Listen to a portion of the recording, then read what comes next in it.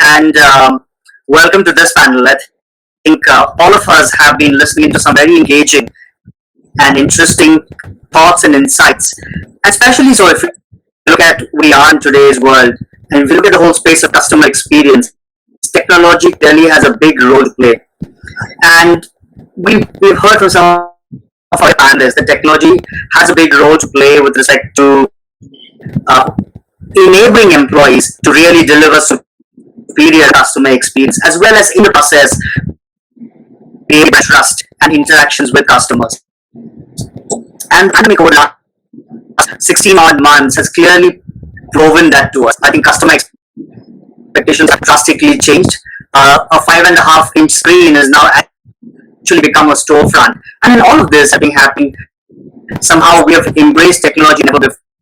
And most organizations have leapfrogged technology's journey that they have gone through. With so many companies making it a priority to transform the customer experience, any company that potentially is not walking on this path is possibly looking at its own doom. Companies with stellar customer experience can command a premium almost up to 25% on their product.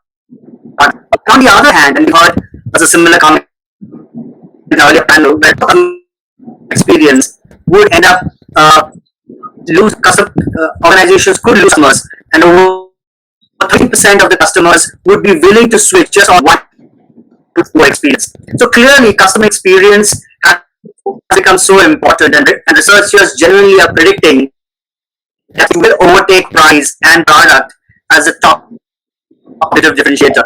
I have with me a very elite panel, and we will try and unpack the role of technology today in really helping with customer experience. And I'm first going to go to Mr. Amit Khemani. Amit, I think just broadly first, I think what is the role that you are seeing digital play in really shaping the economy going forward? And we've experienced that a lot in the last 16 odd months, but what's your perspective around it, Amit? Yeah, good evening to everybody. Thanks, Umesh and the White Page Leadership Conclave team. My perspective is, that the world is changing very fast and continuously. And one of the fundamental drivers is the digital transformation which is taking place so rapidly. And it is about using the latest technology and what you already are doing, but in a more efficient and a faster pace manner. Also, if you see that the digital economy is taking shape and undermining the conventional notions about how businesses were done earlier and structured, and now from the and engaging with consumers to obtain services, information, and goods, etc. Also, the aspect which I would like to highlight and touch upon would be how aggressive is the use of the data transformation business models. Like, for instance, facilitating new products and services, creating processes, generating greater utility, and ushering new culture of management. And this is really, really like Akshay had also mentioned earlier. This is really, really come faster than what we would have anticipated, because because of this pandemic, everything had to uh, be brought back to the drawing board. The wheels had to be revisited, the playbooks had to be rewritten, and out of the box thinking was the way 2022 went. But even the 2020 pandemic certainly fast tracked the transition and also highlighted the need for organizations and companies to adapt open-minded approach and a long-term digital enablement for the workforce and for the society as a whole. That would be my understanding and outlook. Great, Amit. I think clearly what we saw, like he said, with customer needs and expectations changing, business models shifting, and so that the whole Right. operating models had to shift in organization. Clearly, digital had a big role to play. Anand, coming to you, right? I think really wanted from your lens as you look at this, how can customer experience really be influenced by tech, and what are some of the examples that come to your mind where tech has truly leapfrogged customer experience? Sure, sure. No, thanks, Unmesh, and thanks for having me here. Am I clearly audible? I've been struggling with my internet throughout today. Okay, fantastic.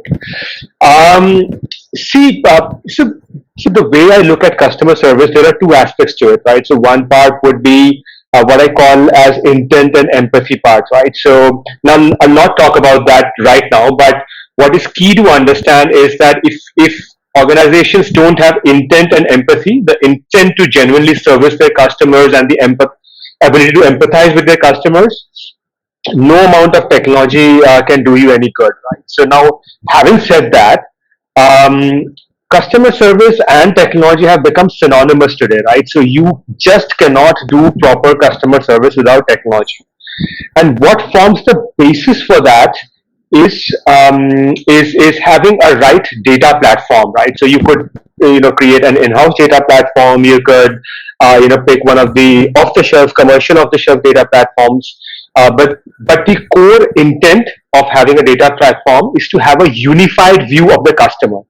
Unless you have a singular view of the customer across all platforms, right? Your CRM, your e-commerce platform, if you have an offline presence, it becomes critical. The second part to this, Unmesh, is to be able to enrich that platform, right? So one is whatever data you're getting about your customers, having that singular view, but then can you enrich that? And that's where using data science or even external data sources to enrich that database is where technology comes in again. The other aspect of customer service that has evolved very rapidly is preemptive customer service, right? So if you look at some of the insurtech companies, I was the other day talking to the founder of a company called Pasar Polis. It's an insurtech company in Indonesia, and you can insure yourself for flight delays, right? So it's like micro insurance, little bits of insurances here and there. Earlier, what used to happen was, if there's a delay in flight, you upload your boarding pass, you prove that it's delayed, and so on and so forth. Now they have their APIs that connect with the airline system, and the moment there's a flight delay, the insurance amount gets credited to you instantly, right? You don't even have to call them. So that is superior customer experience, right? So nothing can beat that. The other thing that we are doing here at housing.com is experimenting with sophisticated voice bots as well, right? So now this might be a little bit of a debatable point. Often people say that voice bots cannot do what humans can do. And this is where that empathy part comes in, right? So anything that requires empathizing with a customer, right, where the customer is irritated or not happy for some reason, I still believe that a human agent is the best person to talk to a customer in that scenario. But there are a bunch of mechanical and situations which does not require that kind of empathy, where voice bots come in, reduce customer wait time, reduce the hold time, and give you instant responses. Um, the final bit that I'll kind of talk about, being a little conscious of time here, is empowering people who are in customer service, right? So traditionally, what has always happened is that the customer service agents are capable of doing certain things, right? So where they can allow maybe a refund where the situation is obvious. But now with the advent of AI, right? So that's where the decision making can be automated, and you don't have to go for approvals, right? So whether it's refund for edge cases, whether it's making a special discount available, and we're doing all of that, and it's turning the business around dramatically. Yeah.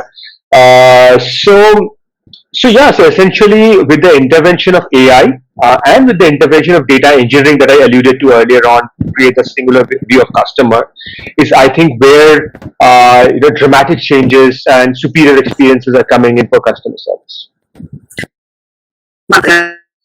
Especially so around this whole element of empathy. element is critical.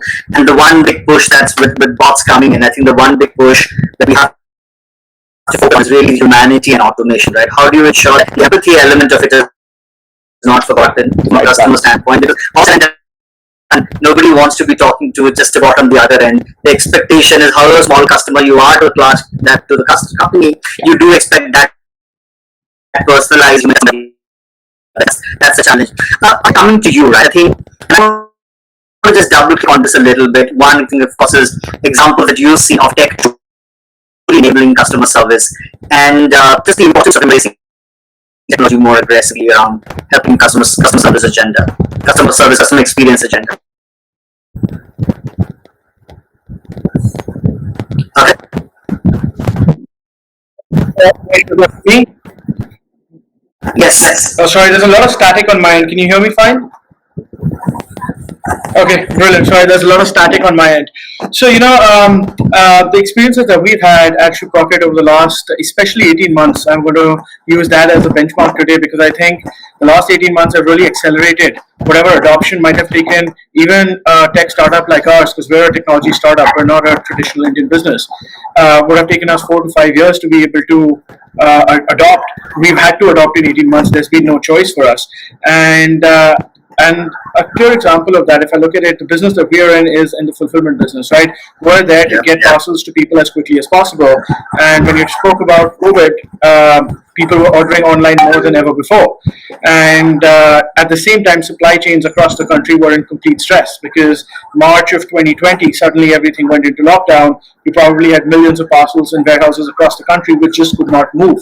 And people were expecting orders, people hadn't planned for this to happen, and things just came to a grinding halt.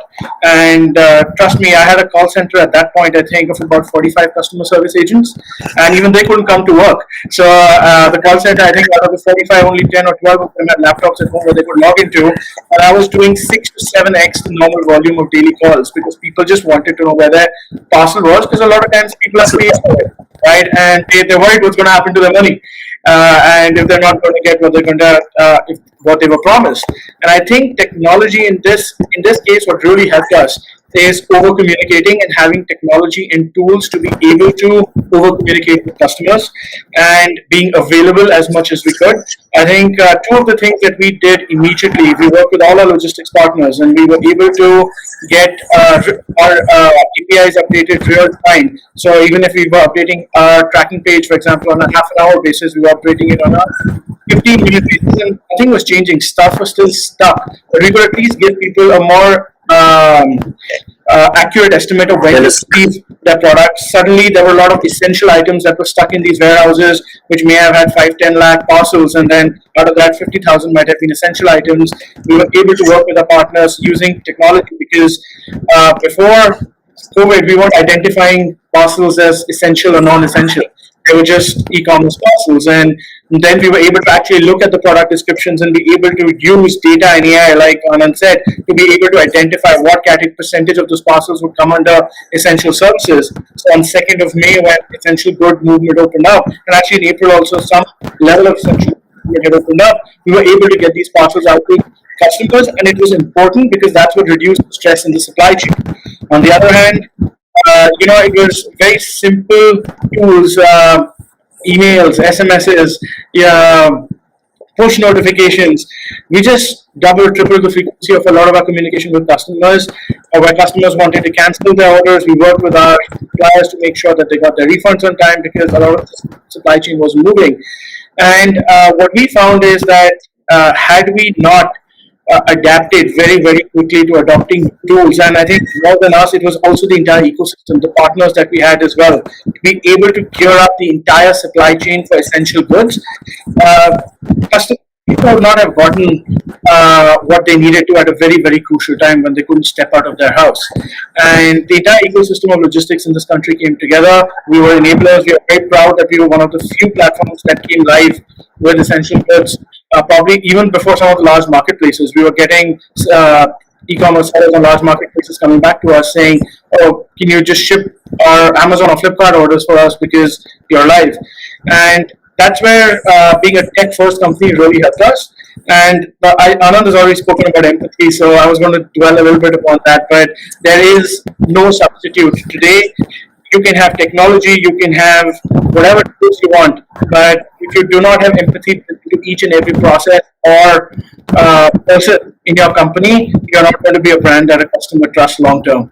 So tools are just technology is just a tool, right? The process and the spirit behind a customer experience has to very much still be putting yourself in the customer's shoes and having that empathy for them. No, I think very rightly put. Just a couple of days ago, I was on LinkedIn, and one of the research company leaders ranted about an aggregator and the inability of his inability to be able to get to somebody to resolve his concern. Right? And I think the empathy element really comes in. Just the amount of social traction it had, that rant had, was surprising because just everybody climbed onto it. But the US who ranted, but the India gang that leaped onto that was crazy. So I completely get it. And I'm coming to you, and especially so in the area that you are in the ed tech and other spaces. How difficult has it to switch from traditional methods to new tech, right? I think we've seen tech waves happening and new tech coming in aggressive. So what's been your experience, and what are you seeing with other startups and others about really embracing new tech to enable customer experience? Yeah, no, that's an interesting question, and I know that digital transformations can be hard. We're a product and technology company, so I can share what's worked for us. Right. What's worked for us very well is putting the right leadership in place, and so people who are themselves not just digitally savvy but also tech savants. And I'm going to break it up into three key aspects. Firstly, I think you need a product team in place, a team whose sole job is to understand workflows, prioritize ruthlessly, and productize the workflows that will create the biggest impact for the lowest cost. And that's an everyday exercise for us. We're constantly testing hypotheses, doing MVPs, gathering, analyzing data, and then adjusting our backlog. This is not easy and requires a full-time team of very capable people who have a holistic understanding of the business, user behavior, and the technical aspects as well as the business potential of new technologies, especially advanced technologies like machine learning. Number two, you then need to bring in the rest of your team into this process as well. So the product team can't work alone. They need to collaborate with other leaders who are equally committed to this transformation. And of course, that means that you need to invest in coaching your team members, helping them build new skills, and workshops, trainings, new behaviors, and this new mindset you're trying to inculcate, right? And so for us, at least, this has impacted everything from our hiring practices to internal capacity building endeavors, establishing feedback loops, and everybody's OKRs. Everyone's talked about empathy, so I won't go in there, but yeah, I think it's equally applicable to your own teams. And last but not the least, I think you need to invest in your technology talent. You need the right people who demonstrate high integrity ownership of their work and are truly inspired to solve the problem that you're looking to solve. Because no matter how much you plan, research, or test, when you go live, something or the other may break. But a team committed to its users and to solving the problems of the users ensures that they're the first ones to notice and resolve them before anyone else does. So to sum it up, I think it essentially comes down to people, and only one job left for technology leaders like us. Make sure that your team knows that it's okay to fail, because I think until they know that it's okay for them to fail, they will never be bold. So I think we have to keep on communicating the same things over and over again until they become the company culture and anthem. That's essentially what's worked for us in this process. Great, Nalin. Before we close, I think one quick rapid fire question to everybody. The same question. This time, once again, what's the next big hype cycle in tech for customer experience according to you? Or what's the next evolution, will say, or that you see for customer experience as one next big customer experience tech standpoint? What is that possibly that you guys are reading up, researching, thinking about?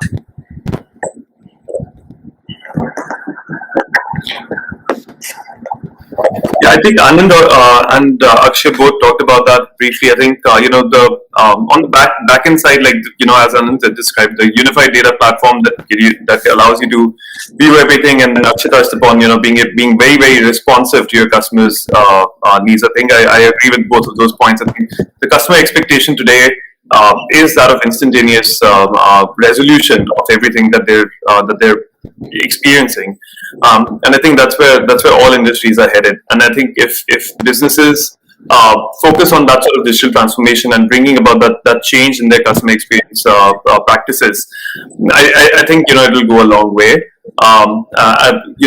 Unmesh, you talked about how the 5.5-inch screen has become the new storefront, and so I think the expectations from that storefront are also of just superb customer service, and it's upon all of us to be able to provide that to our customers. Great, thanks. Any comment, any one-liner on what you see as the big tech in customer experience? Learn with tech, can't you? So I hope you can hear me now. Yes, thank you. Okay, fantastic. I strongly believe that AI is turning around customer service dramatically, right? So, we all talk about data platforms and tools and everything, and they are, of course, absolutely necessary. They form they are basic expectations today. But with AI, we are able to provide real-time personalization, right? So nothing beats that, right? As and when quantum computing and all of these things become commercially viable, it will, churning large amounts of data will become that much more easier. But I think I'm talking about something that will come maybe 2 to 3 years later. But in the near future, I see AI impacting personalized customer experience dramatically. So that would be my comment on this. Got it. Amit, before we get thrown off, any comments and you from a quick one-liners? I think the panel did cover most of it, and I don't want to make myself repetitive. But Good. yeah. Akshay, anything from you? No, I think just I'll add to what Anand said in a very different way, is that I think voice recognition and vernacular recognition in terms of chatbots for us is a very big step that we're going to take forward in using AI, because if the pandemic taught us anything, it's that you need to have automated systems to be able to do better. So chatbots today are very rudimentary in answering just basic workflows. A lot of our investment now is developing that further so that you can just go on your phone and chat with somebody and get more detailed, personalized answers rather than have a robot asking you to choose 1, 2, 3, 4, 5. No, great point. I think getting Bharat onto this whole digital thing is going to be very, very significant. Great insights, great inputs for all of you, and wish you all the best. Thank you very much. Thank you. Thank you. Really appreciate it. Thank you, everyone. Thank you, everyone. Cheers. Thanks.